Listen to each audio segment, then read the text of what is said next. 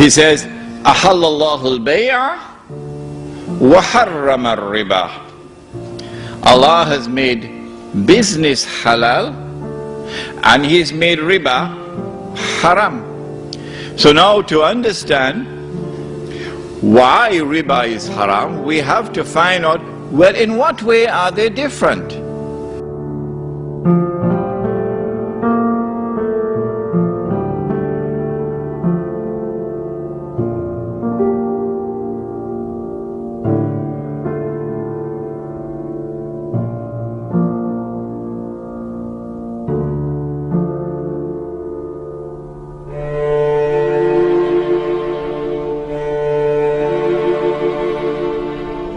Now this is terrible, because if drinking whiskey is bad, riba is worse than that. If committing zina with your next door neighbor's wife is bad, riba is worse than that. You'll excuse me if I raise my voice because I want to shake the hearts sometime.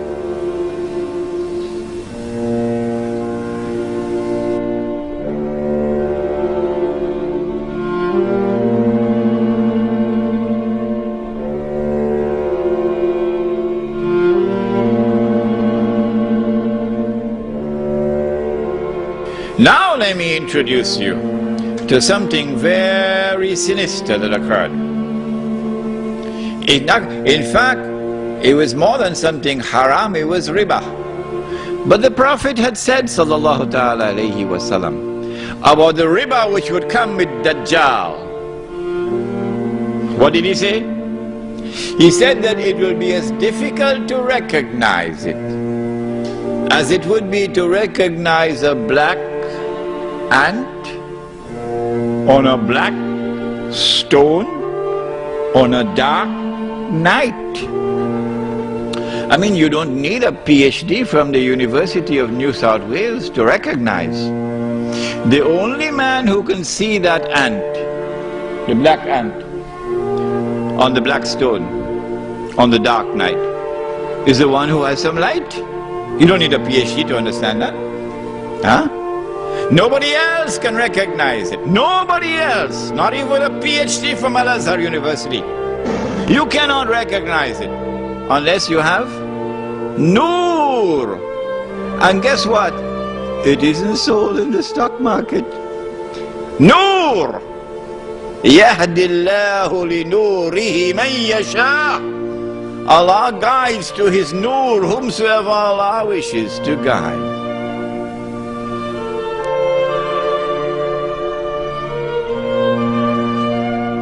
Riba, we know, is lending and borrowing money on interest.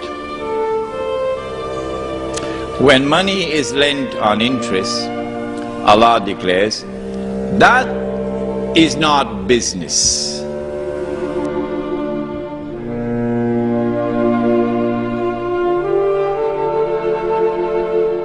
If you meet a man coming to the market to sell his goods, and you buy his goods from him before he could enter into the market, and when he entered into the market, he finds out that he could have gotten a better price in the market, that's riba.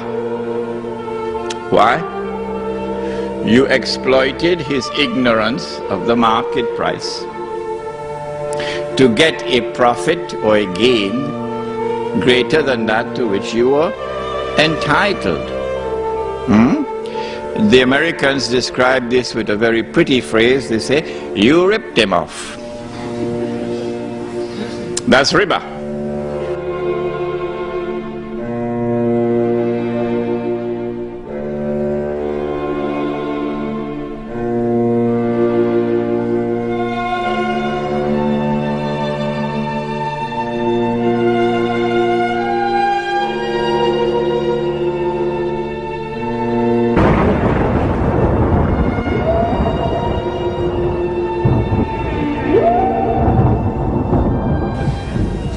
And who is the thief? And so this is riba.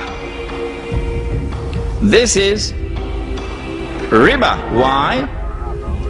Because of the verse of the Quran, وَلَا تَبْخَسُوا النَّاسَ أَشْيَاءَهُمْ وَلَا تَبْخَسُوا النَّاسَ أَشْيَاءَهُمْ. Do not diminish, make little the value of people's property, people's labor, people's sweat. Is haram. It is riba because of the hadith. If you rip off somebody, then that's riba. This is a rip-off.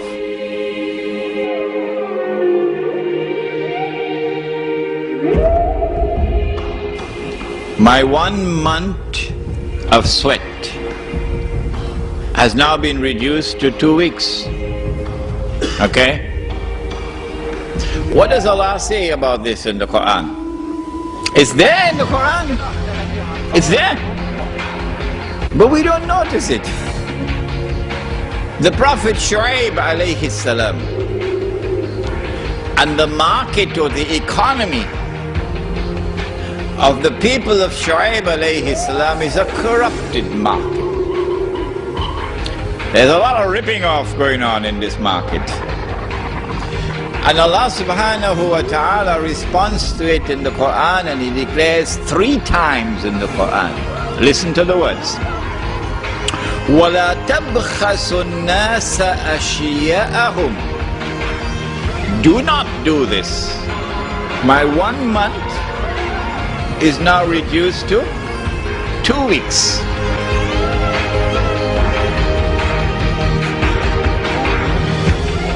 Not diminish and make less the value of people's property, people's labor, etc. That is haram. And so this money which is losing value is by the definition of the Quran haram.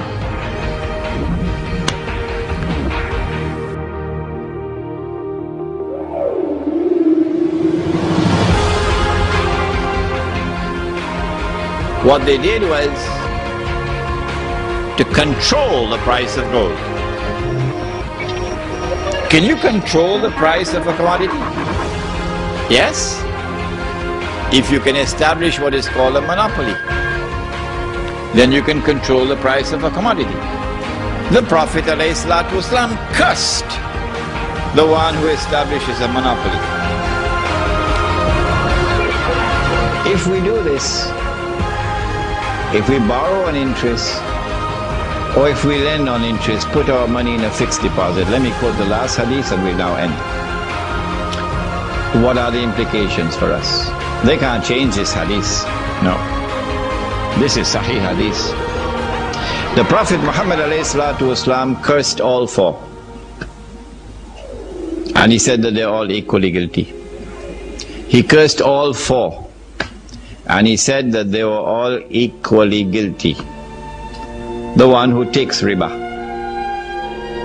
the one who gives riba, the one who records the transaction, and the 2 witnesses. And he said they're all equally guilty. If they're all equally guilty, what is the implication? What is the punishment? What is the punishment for the one who is taking riba? It is there in the last revelation. وَمَنْ عَادَ فَأُولَٰئِكَ أَصْحَابُ النَّارِ هُمْ فِيهَا خَالِدُونَ. If you are taking riba, even after this revelation has come, then not only do you belong to the hellfire, but more than that, you remain there forever. Forever. That is the punishment for the one who is taking riba.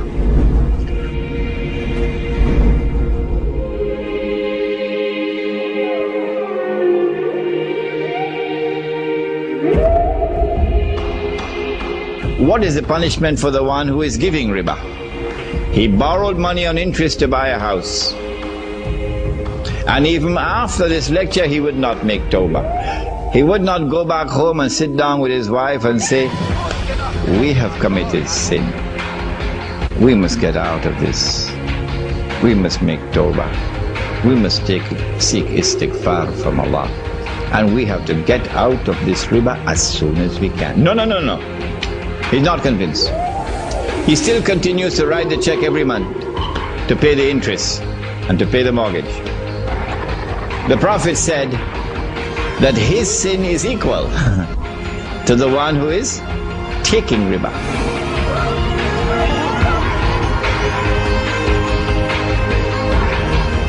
What about the one who is working in the bank, recording the transactions? His sin is equal to the one who is taking riba. What about the one who is witnessing the transaction? His sin is equal to the one who is taking riba, the money lender. If their sins are equal, then it follows that the punishment must be equal. They will all enter into the hellfire and they'll remain therein forever.